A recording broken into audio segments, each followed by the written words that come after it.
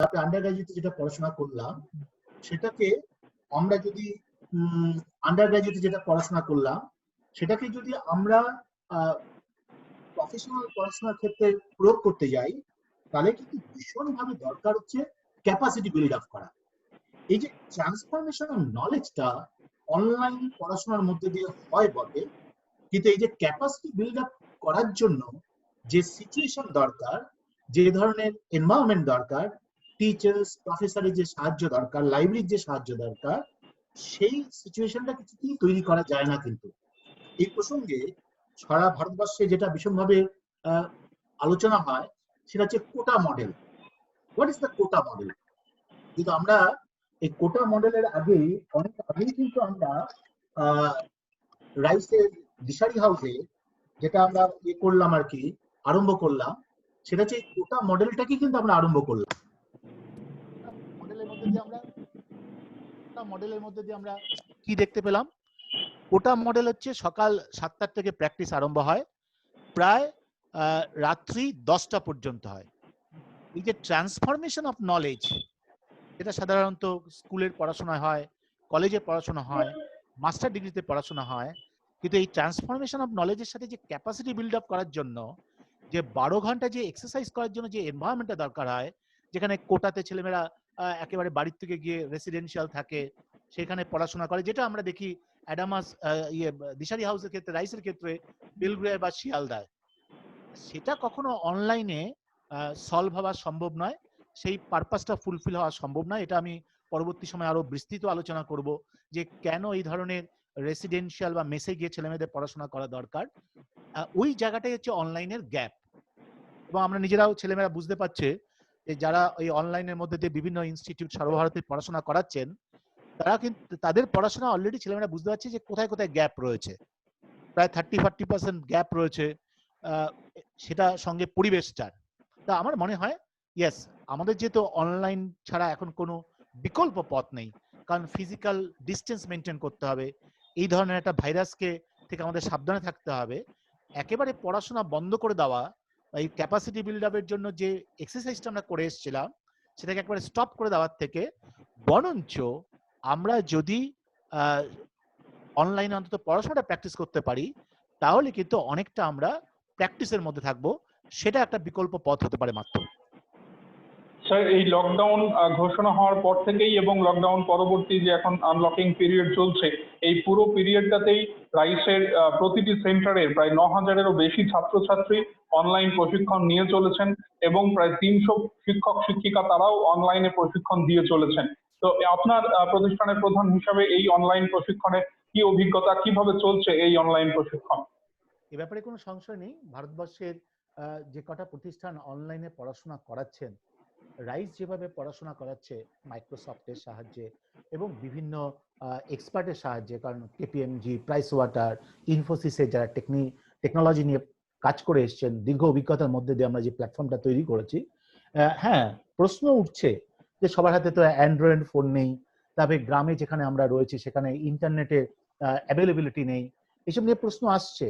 কিন্তু তবু আমি বলবো, যেভাবে ছেলেমেয়েরা তাদের ধৈর্য সহকারে এবং প্যাশন নিয়ে, এবং সঙ্গে আমাদের টিচার্স এবং আমাদের যারা রয়েছেন তারা যেভাবে পড়ালেন এবং ছাত্রছাত্রীরা পার্টিসিপেট করলেন, এটা কিন্তু একটা অনন্য নজির তৈরি করলো। এ ব্যাপারে কোনো সংশয় নেই যে যতই আমাদের দুর্ঘটনা ঘটুক না কেন, কেন্দ্রীয় বা রাজ্য সরকার সবসময় রিক্রুটমেন্ট করবেই। কখনো কখনো টাইম বিং সেটা গ্যাপ তৈরি হয়, আর তার জন্য তো আমাদের তৈরি থাকতে হবে। সেদিক থেকে আমাদের ছেলেমেয়েরা অনেকটাই তৈরি হয়ে রইল আর কি। স্যার, অনেকেই সন্দিহান যে এই মহামারী পরিস্থিতি স্বাভাবিক ধীরে ধীরে হবে একটা দিন, এবং স্বাভাবিক হলেও সরকারি ক্ষেত্রে নিয়োগের সম্ভাবনা আগের তুলনায় অনেকটা কমবে।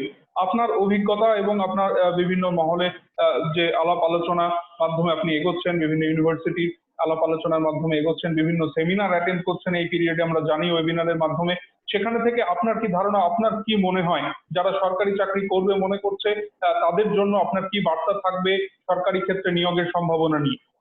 আমি প্রথমেই বলেছিলাম যে যখন রাইস দীর্ঘ 35 বছরে এই পথ অতিক্রম করে, আমরা লক্ষ্য রেখেছি যে কখনো রাজীব গান্ধীর সময় হয়তো বলা হয়েছিল যে না 2 বছর কেন্দ্রীয় সরকারি রিক্রুটমেন্ট বন্ধ থাকবে, তারপরে চন্দ্রশেখর এসছেন, তারপরে আমরা দেখেছি বাজপেয়ী আমলেও এটা ঘটেছে। আবার সঙ্গে সঙ্গে আমরা এখনের যে কেন্দ্র বা রাজ্য সরকারের মাঝে মাঝে কিন্তু 1 বছর 1.5 বছরের জন্য কখনো রিক্রুটমেন্টটা বন্ধ হয়, কিন্তু এ ব্যাপারে কোনো সংশয় নেই, আমরাও অভিজ্ঞতা দিয়ে দেখেছি যে যে দেশে প্রায় 1.5 কোটি গ্র্যাজুয়েট ছাত্র প্রতিবার গ্র্যাজুয়েশন কমপ্লিট করে, তাহলে তাদের কর্মসংস্থানের জন্য সরকারের উপর নিজেরই একটা চাপ থাকে। আমরা প্রায়ই দেখি, আর সঙ্গে সঙ্গে রেল, ব্যাংকে একটা বিরাট সংখ্যক প্রায় 2 থেকে 2.5 লক্ষ এমপ্লয়ি প্রতিবার রিটায়ার করেন। এটা দেশ স্বাধীন হবার পর থেকেই আমরা দেখেছি যে দেশ স্বাধীন হবার পরে যারা 60 বছর পূর্ণ হয়েছে, যাদের 62 বছর পূর্ণ হয়েছে, এই ঘটনা ঘটেছে। তাহলে এটা ন্যাচারাল নিয়মেই কেন্দ্রীয় সরকারের রিক্রুটমেন্ট হবে, রাজ্য সরকারের রিক্রুটমেন্ট হবে, এবং গ্র্যাজুয়েশনে যত ছেলেমেয়েরা পাশ করবে তার একটা চাপ আছে, রাজনৈতিক চাপ আছে, তাদের একটা ভোট দেওয়ার অধিকার রয়েছে। অতএব সমগ্র সমীকরণই বলে যে সবসময় কেন্দ্রীয় এবং রাজ্য সরকার ভীষণভাবে রিক্রুট করবে, বিপুল সংখ্যক রিক্রুট করবে। শুধুমাত্র আমাদের ছেলেমেয়েদের, বিশেষ করে ইস্টার্ন পূর্বাঞ্চলে, মানে পূর্বাঞ্চল এবং পশ্চিমবঙ্গের ছেলেমেয়েদের আগে তৈরি করতে হবে নিজেদেরকে। সুযোগ তারা পাবে, কিন্তু সুযোগ পাওয়ার পর কতটা তারা প্রয়োগ করতে পারবে, কতটা সেই সুযোগটা নিতে পারবে, সেটা ভীষণভাবে খেয়াল রাখা দরকার আমাদের। স্যার, এই মহামারীর প্রকোপে, এই ভাইরাসের প্রকোপের ফলে ক্লাসরুম প্রশিক্ষণ বন্ধ রাখতে হয়েছে। ইতিমধ্যেই যারা সরকারি চাকরির পরীক্ষার জন্য প্রশিক্ষণ নিচ্ছিলেন, বিশেষত যারা ক্লাসরুম প্রশিক্ষণের মাধ্যমে প্রশিক্ষণ নিচ্ছিলেন, তাদের মধ্যে একটা হতাশা কাজ করছে এবং তারা বিভিন্নভাবে ডিমোটিভেটেড হচ্ছেন। তাদের জন্য আপনার কি পরামর্শ থাকবে? এই পিরিয়ডে পড়াশোনার প্রতি ফোকাস থাকার জন্য, প্রস্তুতির প্রতি ফোকাস থাকার জন্য কি কি করা উচিত এবং নিজেকে মোটিভেটেড রাখার জন্য কি কি করা উচিত বলে আপনার মনে হয়? আমি সংক্ষেপে বলবো যে যখনই কোনো সিচুয়েশন বা কোনো ঘটনা অন্যের কাছে অড মনে হয়, আমাদের কাছে নিজেদের বা প্রার্থীদের কাছে সবসময় এটাকে ইভেন মনে করা উচিত।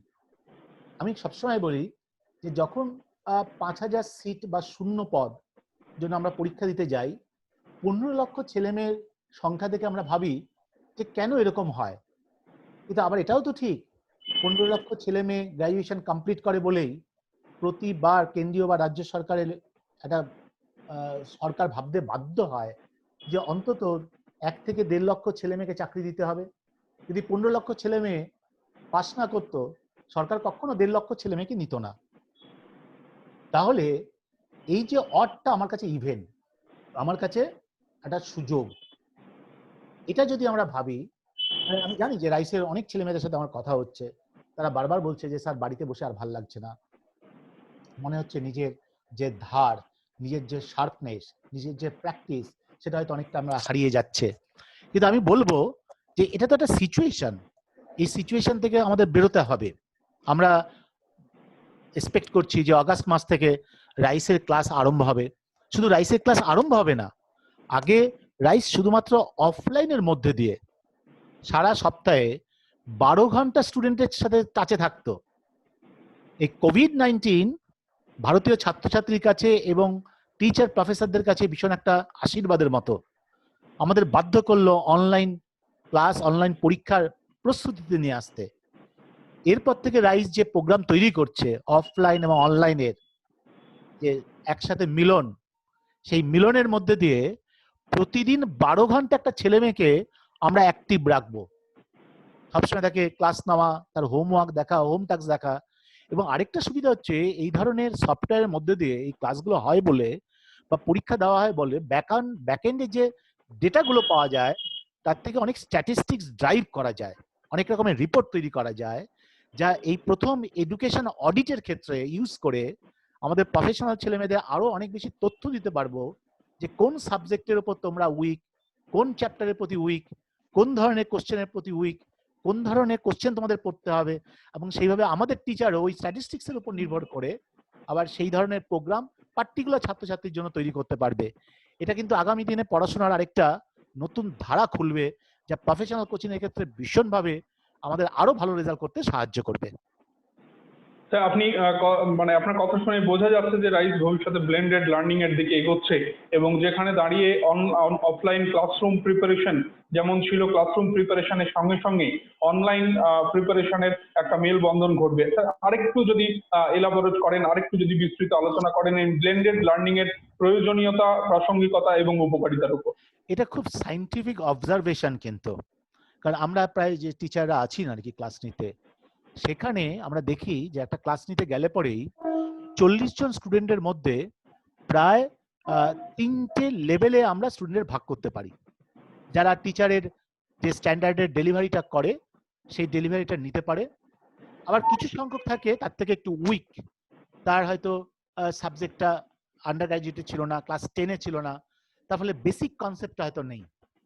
আবার সেই ক্লাসেই দেখা যায় যে ওই সাবজেক্টটা অনেকে আন্ডার গ্র্যাজুয়েটে অনার্স নিয়ে পড়ে এসছে বা মাস্টার ডিগ্রি কমপ্লিট করে এসছে।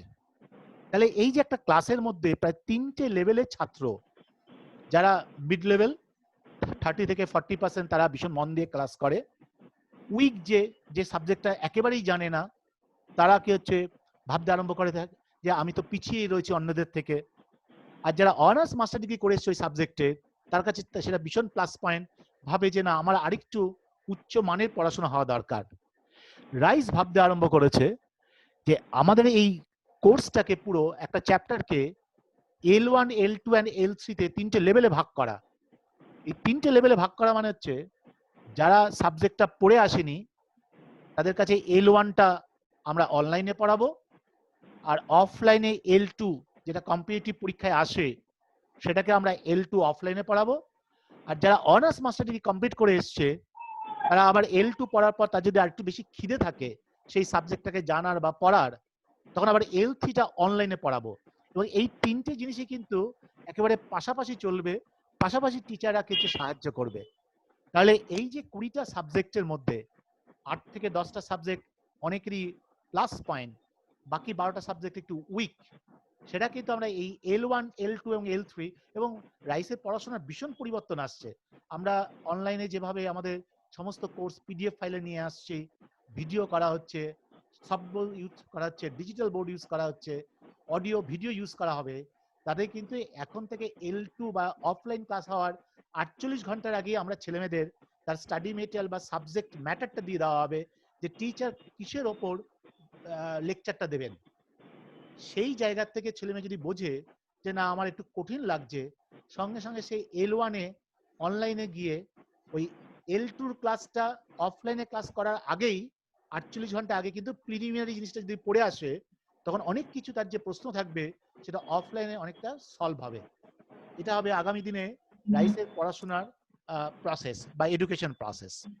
স্যার মানে আপনার বক্তব্য অনুযায়ী যে স্ট্যান্ডার্ড ডেলিভারিটা এতদিন রাইজ করে এসেছে তার সঙ্গে আরো দুটো ভাগ যুক্ত হলো, একটা প্রিপারেটরিয়াল যেখানে গিয়ে যে সাবজেক্টগুলো উইক রয়েছে সেই সাবজেক্টগুলো সম্বন্ধে বা যেগুলোতে স্ট্রেংথ রয়েছে সেগুলো সম্বন্ধে পড়াশোনা করে স্ট্যান্ডার্ড ডেলিভারির ক্লাসরুম প্রোগ্রামে জয়েন করবে, এবং ক্লাসরুম প্রোগ্রামের সাথেই তারা যদি মনে করে যে আরেকটু অ্যাডভান্স লেভেলে গিয়ে প্রিপারেশন করার মতো স্টেজে সেই ছাত্র বা ছাত্রী রয়েছে, তাহলে সেই ছাত্র বা ছাত্রী অনলাইনে অ্যাডভান্স লেভেলে জয়েন করতে পারবেন। এবং নিঃসন্দেহে এই তিনটে বিষয়, এই তিনটে পদ্ধতির মেলবন্ধন এই প্রিপারেশনটাকে আরো অনেকটা এগিয়ে দেবে।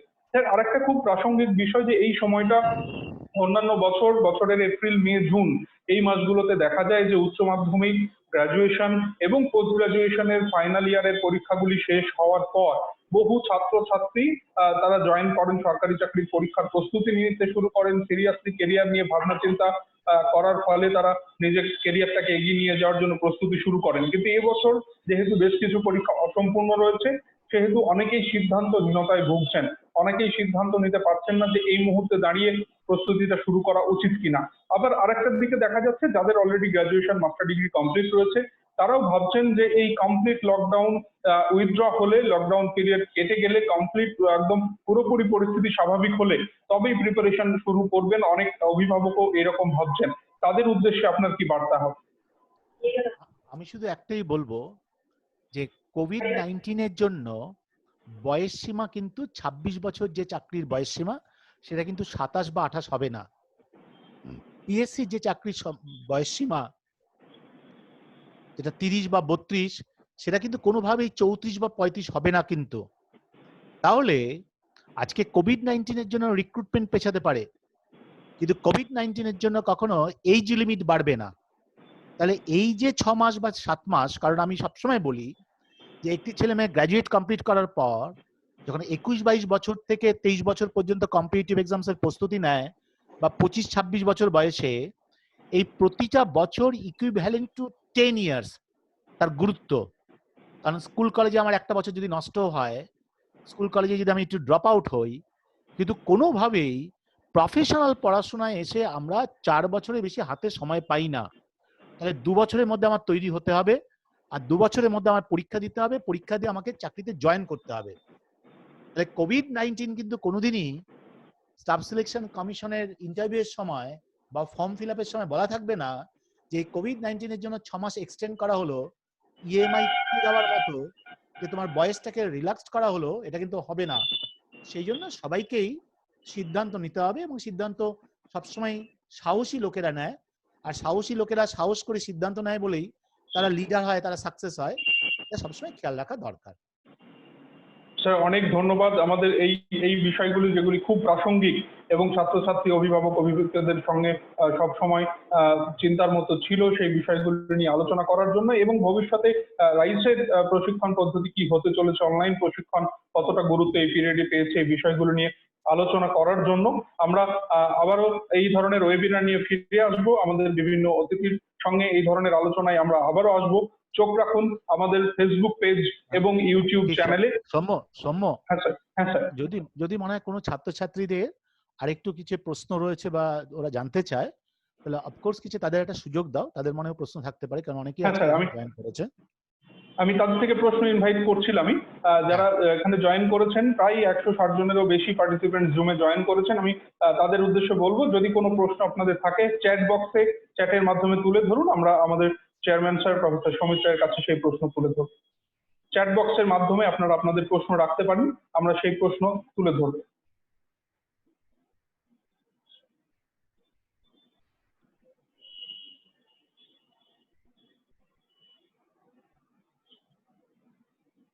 আবারও দর্শকদের জানাই, যারা পার্টিসিপেট করেছেন অনেকেই ধন্যবাদ জানাচ্ছেন অনারেবল চেয়ারম্যান স্যারকে, অনেকেই ধন্যবাদ জানাচ্ছেন, তাদেরকে আমাদের পক্ষ থেকে ধন্যবাদ এই ওয়েবিনারে পার্টিসিপেট করার জন্য। যদি কোনো প্রশ্ন রাখেন যে বিষয়গুলো নিয়ে আলোচনা হয়েছে, তাছাড়াও যদি অন্য কোনো প্রশ্ন থাকে,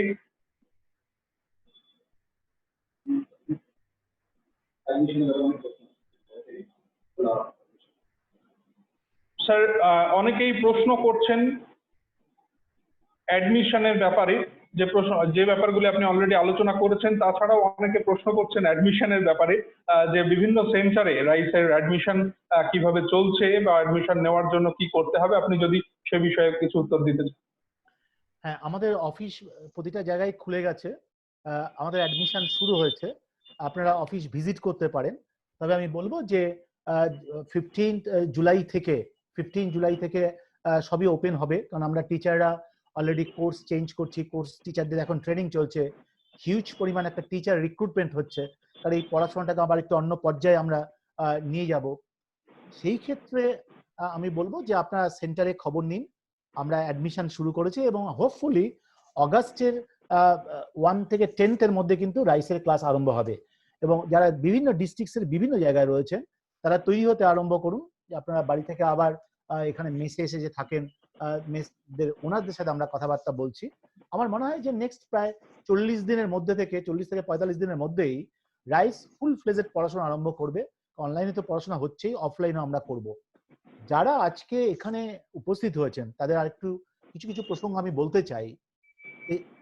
আমি বলতে পারি যে কোনো 100টা ছেলে মেয়েকে যদি, যারা আন্ডার গ্রাজুয়েট কমপ্লিট করেছে, তারা যদি 16 মাসের জন্য আমার কাছে আসে, আর তারা যদি ভাবে যে সারা দিনের 16 ঘন্টাই তারা প্র্যাকটিস করবে, অন্তত ওই 16টা মাস বা 15টা মাস অন্য কিছু আর ভাববে না, 100 জনেরই কিন্তু ক্ষমতা আছে একটা চাকরি পাওয়ার। কিন্তু পশ্চিমবঙ্গের ছেলেমেয়েরা মাধ্যমিক উচ্চ মাধ্যমিক পরীক্ষায় ভীষণ ভালো রেজাল্ট করে, কিন্তু সর্বভারতীয় পরীক্ষায় তারা ভালো রেজাল্ট করতে পারে না। একটাই কারণ হচ্ছে তারা মাইন্ড তৈরি করতে পারে না, তারা বুঝতেই পারে না যে কিভাবে প্ল্যানিংটা করব, কিভাবে আমাদের পড়াশোনা করা দরকার, ওই সময় কিভাবে মাইন্ড যাতে ডিস্টার্ব না হয়। ওই ক্যাপাসিটি বিল্ড আপটা মানে কি, আপনি যখন পরীক্ষা দিয়েছেন তখন হচ্ছে ফিজিক্স পরীক্ষা দিন শুধু ফিজিক্স ভেবেই গেছেন, হিস্ট্রি পরীক্ষা দিন শুধু হিস্ট্রি ভেবেই তোমরা স্কুলে গেছো বা ক্লাসে গেছো পরীক্ষা দিতে। কিন্তু এই যে 20টা সাবজেক্ট একসাথে মাথায় নিয়ে যদি একের পর এক মক টেস্ট না দেওয়া হয়, একের পর এক যদি হাজার হাজার ইনফরমেশন যদি না মাথায় দেওয়া হয়, এবং সেটা যদি প্র্যাকটিস না হয় তখন কিন্তু এই ক্যাপাসিটি বিল্ড আপটা হয় না। অনেকেরই ধারণা যে স্কুল কলেজে প্রাইভেট টিউশনের মতো যদি প্রাইভেট টিউটারের কাছে যদি পড়া যেত তাহলেই সরকারি চাকরি পাওয়া যাবে, এবং অনেকে আমি শুনতেও পাই যে প্রাইভেট টিউশন করে সরকারি চাকরি পাওয়ার জন্য। একেবারে মানে ভুল এজেন্ডা। যা শেখা হয়ে গেছে সব মাধ্যমিকই হয়ে গেছে, ক্লাস 12 হয়ে গেছে, আন্ডার গ্রাজুয়েট হয়ে গেছে। এখন শুধু এক্সপ্লেনেশন ফিনিশিং এর মধ্যে দিয়ে আমরা কি করব, সেটাকে ক্যাপাসিটি বিল্ড আপ করবো। আর এটা সমানেই নির্ভর করে কিন্তু প্র্যাকটিসের ওপর। এই প্র্যাকটিসের সময় টিচারকে পাশে রাখতে হয় এবং ভীষণভাবে মেকানিজম তৈরি করতে হয়, এনভায়রনমেন্ট তৈরি করতে হয়, ইন্সপিরেশন স্টোরি বলতে হয়, সাকসেস স্টোরি দেখতে হয়। যে ডাব্লিউবিসিএস এ ফার্স্ট হয়েছে, সেকেন্ড হয়েছে, সে যখন রাইসে ফ্লোরে আসে ক্লাস করতে করতে, যখন ছেলেমেয়েরা দেখে যে আরে এ তো মাত্র ফার্স্ট হয়েছে, ওরও তো আমার মতো দুটো পা, দুটো হাত, দুটো চোখ, সে যদি পারে তাহলে আমি কেন পারবো না। এই যে ইন্সপিরেশন, এটা অনলাইনে সম্ভব হয় না। আর সেই জন্যই রাইসকে এখনো কেউ ডমিনেট করতে পারেনি সর্বভারতীয় পরীক্ষার ক্ষেত্রে। আজও রাইস অনন্য একটা প্রতিষ্ঠান। অনেকেই অনলাইন করছে, অনেকেই ভাবছে যে না কিভাবে এটাকে আমরা অনলাইনে করব, কিন্তু হ্যাঁ অনলাইন একটা কমপ্লিমেন্ট হিসেবে কাজ করতে পারে, সাপ্লিমেন্ট হিসেবে কাজ করতে পারে, কিন্তু অফলাইন ক্লাসের কোনো বিকল্প নেই। কিন্তু আমি এখানে দেখতে পাচ্ছি যে অনেকেই প্রশ্ন করছে যে রাইস কবে অনলাইন ক্লাস আরম্ভ করবে। হ্যাঁ, আমরা আরম্ভ করব। আমাদের টেন্টেটিভ প্রোগ্রাম আছে অগাস্ট মাস থেকে, টেন্টেটিভ প্রোগ্রাম, এবং সারা ভারতবর্ষেই রাইস অনলাইন ক্লাসে আসবে। কিন্তু আমরা শুধু অনলাইন পড়াবো না, অনলাইনের সাথে সাথে অফলাইনও কিছুটা রাখবো, যাতে বিভিন্ন ডিস্ট্রিক্টসে বা বিভিন্ন রাজ্যে আমাদের টিচাররা গিয়ে পার মান্থ বা বাই মান্থলি একটা ক্লাস নেবে, ডাউট ক্লিয়ার করবে, তাহলেই আলটিমেটলি এই পড়াশোনাটা সাকসেসফুল হবে। কিন্তু স্যার দুটো প্রশ্ন একটু তুলে ধরবো দর্শকদের প্রশ্ন থেকেই। অনেকে জানতে চাইছেন যারা অলরেডি চাকরি করছেন সরকারি বা বেসরকারি ক্ষেত্রে, তারা কিভাবে প্রশিক্ষণ নিতে পারেন, তাদের প্রশিক্ষণ নেওয়ার ব্যাপারে আপনি কি সাজেশন দেন? আমি নিশ্চয়ই বলবো, তাদের শনিবার বা রোববার রয়েছে আমরা, এবং বেশিরভাগ সেন্টারই আমাদের শনিবার রোববার ক্লাস হয়, সেখানে আপনারা যোগাযোগ করবেন। অনেকে আমাকে বলছে যে এবিপি আনন্দে আবার কবে আপনি ক্লাস নেবেন, আমি দেখতে পাচ্ছি। নিশ্চয়ই ওরা সুযোগ দিলে পরে আবার আমি অঙ্ক ক্লাস নেব, কিন্তু এই অঙ্কের তো অনেক রকমের পদ্ধতি রয়েছে, এটা নিউমেরিক্যাল এবিলিটি রয়েছে, সঙ্গে অ্যারিথমেটিক্স রয়েছে। হয়তো ওখানে কিছু বিক্ষিপ্ত ভাবে কিছু জিনিসের আন্দাজ করা যায়, কিন্তু পুরো একটা কোর্স করতে গেলে তাহলে একটু কন্টিনিউ ক্লাসের কন্টিনিউশন দরকার হয়, কনস্ট্যান্ট টাচ দরকার হয় আর কি। একজন ছাত্র বলেছেন যে অগাস্ট থেকে অফিসে ক্লাস হবে সেন্টার ওয়াইজ। ইয়েস, আমরা অলরেডি সিদ্ধান্ত নিয়েছি যে গভর্নমেন্ট যদি আমাদের পারমিশন দেয়, এবং গভর্নমেন্ট অ্যানাউন্স করবে। অলরেডি কালকে ইউকে সমস্ত ডক্টররা রিকোয়েস্ট করেছে গভর্নমেন্টকে যে শিগগিরই বাচ্চাদের ক্লাস অ্যাটেন্ড করতে দিন, তাহলে ওদের ফিজিক্যাল এবং মেন্টাল রিকভারি ভীষণভাবে হবে। তো আমাদের গভর্নমেন্টও নিশ্চয়ই এটা ফলো করবে এবং ক্লাস আরম্ভ হবে। স্যার একজন প্রশ্ন করছেন আন্ডার গ্রাজুয়েট স্টুডেন্টরা কিভাবেই এখন থেকে প্রশিক্ষণ নিতে পারেন? নিশ্চয়ই আন্ডার গ্রাজুয়েটের স্টুডেন্টদের আমি বলবো যে দেখো, ভারতবর্ষে যখন তুমি আন্ডার গ্রাজুয়েট কমপ্লিট করো তখন কিন্তু রেজাল্টটা খুব ভালোভাবে হওয়া দরকার। সেই সময় তোমরা রাইসের অনলাইন কোর্সে জয়েন করো, কারণ রাইস কিন্তু অফলাইনে প্রচুর প্রেসারে রাখে। এই অফলাইনের ক্লাস করতে করতে আবার তুমি আন্ডার গ্রাজুয়েটে ভর্তি হয়ে ক্লাস করবে, দুটোকে ব্যালেন্স করা কিন্তু ভীষণ কঠিন, ভীষণ কঠিন। আর আমরা তো চলে যাচ্ছি না, আমরা তো থাকবো। তাহলে তুমি গ্রাজুয়েশনটা কমপ্লিট করো, তারপরে আমাদের কাছে এসো, 2 বছর মন দিয়ে পড়াশোনা করো, চাকরিটা খুব সহজেই হবে।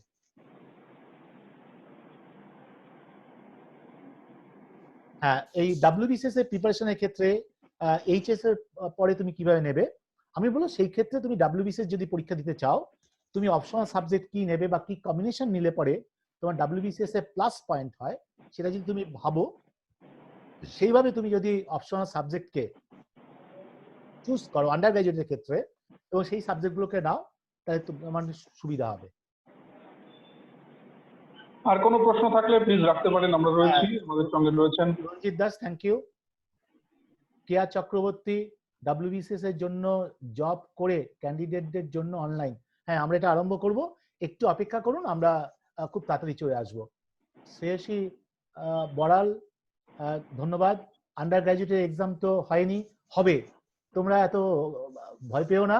আন্ডার গ্রাজুয়েট হলে পরেই তারপরে কি হচ্ছে, ফুল ফ্লেজেড সরকারি চাকরির পড়াশোনা তোমরা আরম্ভ করবে। Thank you Ranjit Das. Abhinandan Maiti, thank you. Any question? হ্যাঁ, আমাদের ফি স্ট্রাকচারটা স্কলারশিপ দেওয়া হচ্ছে, তোমরা বিভিন্ন সেন্টারে যোগাযোগ করো। এই সুযোগে আমরা জানি যে সবাই একটু আর্থিক মন্দার মধ্যে রয়েছে, সেই সুযোগে বেশ কিছু আমরা স্কলারশিপ দিচ্ছি, ওটা তুমি অ্যাটেন্ড করতে পারো। একজন জানতে চাইছেন যে Thank you. রাইসে পড়েই তিনি সরকারি চাকরি করছেন, এখন ডাব্লিউবিসিএস এর প্রিপারেশন নিতে চান, তাকে আপনি কিভাবে গাইড করবেন? হ্যাঁ, আমি বলবো যে রাইসে যেহেতু তুমি এক্স স্টুডেন্ট রয়েছে, কিছু সাহায্য এবং তুমি কিছু প্রিভিলেজ, থ্যাংক ইউ। আমরা শনিবার রোববার আরম্ভ করব, কিছুদিনের মধ্যে আমরা অনলাইনে ডাব্লিউবিসিএস ক্লাস আরম্ভ করব, এক্সপেক্টেড অগাস্ট মাস থেকে। তো আমার মনে হয় যে টিচাররা অফলাইন এবং অনলাইন মিশিয়ে ক্লাস নিলে পরে অনেক সহজেই প্রস্তুতিটা না যাবে। যারা কোনো প্রশ্ন থাকলে প্লিজ। যারা বেলগুড়াতে ভর্তি হতে চান তারা বেলগুড়াতে আসুন, আমাদের অফিস খোলা আছে, যোগাযোগ করুন। Mohammad Abdul ফাজল, thank you.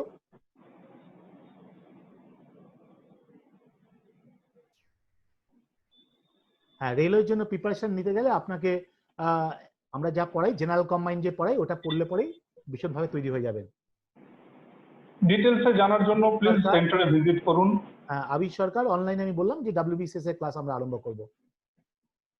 অনলাইনে যখন আমরা ক্লাস আরম্ভ করব, পেপারে বা আমাদের ওয়েবসাইটে দেখতে পাবেন যে কিভাবে অ্যাডমিশনটা নিতে হবে। Gouranga Chatterjee, thank you. Debata Bose, thank you.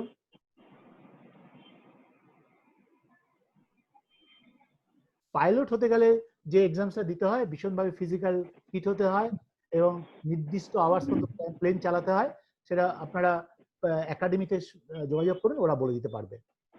Sir একজন প্রশ্ন করছেন, আমি ইংলিশে উইক, আমার পক্ষে কি ডাব্লিউবিসিএস এর প্রিপারেশন নেওয়া সম্ভব? আমি বলবো ইংলিশে উইক হলে পরেও তুমি এখন ভীষণ ম্যাচিওর, প্রতিদিন তুমি যদি নিউজ পেপারটা পড়ো এবং প্রতিদিন যদি কিছু লিখে অন্তত তোমাদের টিচারদের একটু দেখাও, তাহলে কিন্তু ডেভেলপ করার সুযোগ আছে এখনো। প্রাইমারি রিক্রুটমেন্টের প্রিপারেশনের ব্যাপারে একজন কোয়েশ্চেন করছেন। প্রাইমারি রিক্রুটমেন্টটা পুরোপুরি নির্ভর করে সরকারের ওপর। সরকার আমার মনে হয় যে রিক্রুটমেন্টের প্ল্যানিং করেছে, সময় মতো হয়তো অ্যাড করবেন এবং সেটা ভোটের আগেই হবে। এবং তার প্রিপারেশনও রাইসে চলছে। হ্যাঁ, তার প্রিপারেশন আমরা রাইসে করাচ্ছি। অনেকেই জিজ্ঞেস করছেন বিভিন্ন মালদা সেন্টার ব্রাঞ্চ বা মালদা ব্রাঞ্চ বা আমাদের যে সমস্ত রয়েছে, আমাদের মনে হচ্ছে সেন্টার আমরা খুলবই জুলাইয়ের 15 থেকে, আর ক্লাস আরম্ভ হবে অগাস্টের ফার্স্ট উইক থেকে। এই ইয়ারে নতুন নোটিফিকেশনের সম্ভাবনা? এই ইয়ারে নতুন রিক্রুটমেন্ট নোটিফিকেশনের সম্ভাবনা? আমার মনে হয় যে 4-5 মাস একটু ধাক্কা সামলে উঠে আর সরকার নর্মাল ওয়েতে সব রিক্রুটমেন্ট শুরু করবে।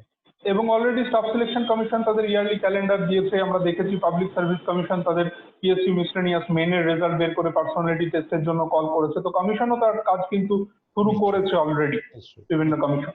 নিশ্চয়ই।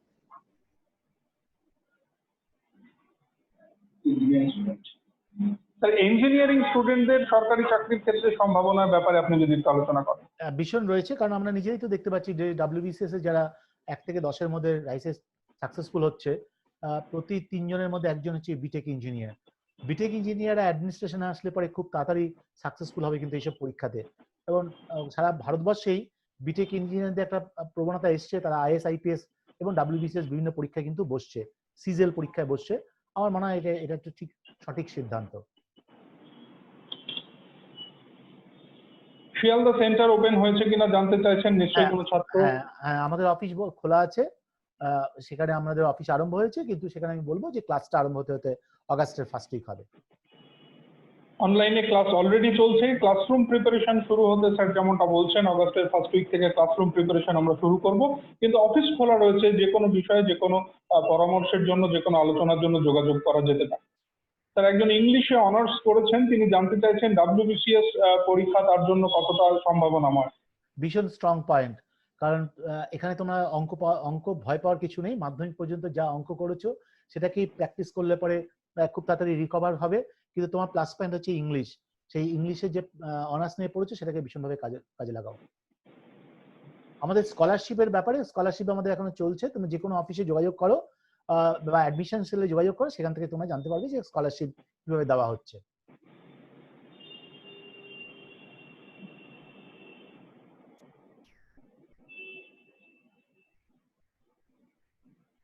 Thank you. Thank you to all the students. We will meet soon. কারণ নিশ্চয়ই দেখা হবে। আমি বারবার বলবো যে পশ্চিমবঙ্গের প্রতিটা ছেলে মেয়ে যেন বিশ্বাস করতে আরম্ভ করে যে আমরা যে কোনো একটা সরকারি চাকরি পেতে পারি, তার জন্য সঠিক পদ্ধতি, সঠিক এনভায়রনমেন্ট দরকার।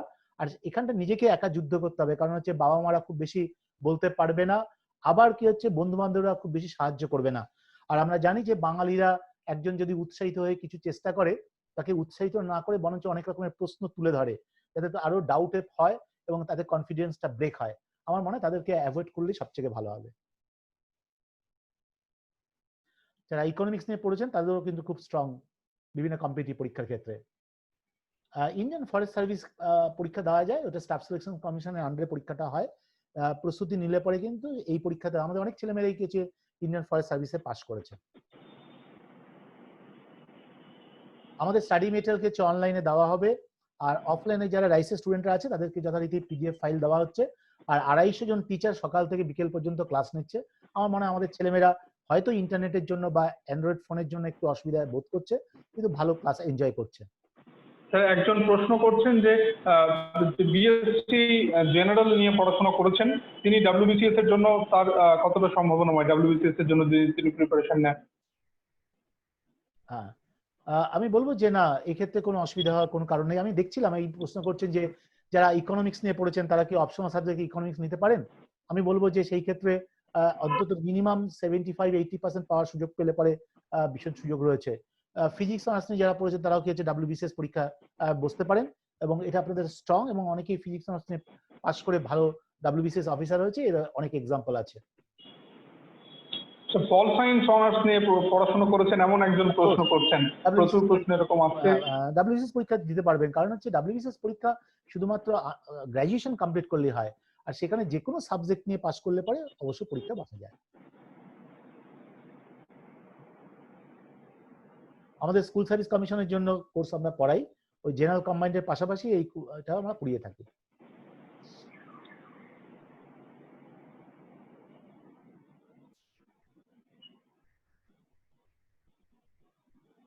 ইকোনমিক্সকে অপশনাল সাবজেক্ট হিসাবে রাখতে পারে কিনা সে বিষয়ে আপনার সাজেশন চাই। সেটা দেখছিলাম, সেই জন্য আমি বারবার বলছিলাম যে ইকোনমিক্স নিয়ে পড়লে পরে যদি মনে হয় যে 75 বা 80% পাওয়ার সম্ভাবনা আছে, অ্যাটলিস্ট 70% পাওয়ার, তাহলে কিন্তু এটা এই সাবজেক্টটা নেওয়া উচিত। আমার মনে হয় যে ইকোনমিক্স এই ক্ষেত্রে এতটা মার্কস ক্যারি করে না, কিন্তু ইকোনমিক্সের ছেলেমেয়েরা ভীষণভাবে অ্যানথ্রোপোলজি, সোশিওলজি নিয়ে ভালো রেজাল্ট করেছে, এর অনেক এক্সাম্পল কিন্তু আছে। স্যার একজন অনেকবার প্রশ্ন করছেন, ইলেকট্রিক্যাল নিয়ে বিটেক করেছেন, ওনার ক্ষেত্রে জেনারেল অ্যাডমিনিস্ট্রেশন যে পরীক্ষাগুলো হয় জেনারেল অ্যাডমিনিস্ট্রেটিভ সার্ভিসের জন্য, ওনার ক্ষেত্রে কেমন হতে পারে সেই বিষয়ে যদি আপনি। ভীষণ স্ট্রং পয়েন্ট। যাদের সায়েন্স মাইন্ড রয়েছে এবং যাদের ইঞ্জিনিয়ারিং মাইন্ড রয়েছে তারা কিন্তু খুব তাড়াতাড়ি দ্রুত কিন্তু সাকসেসফুল হয় কিন্তু।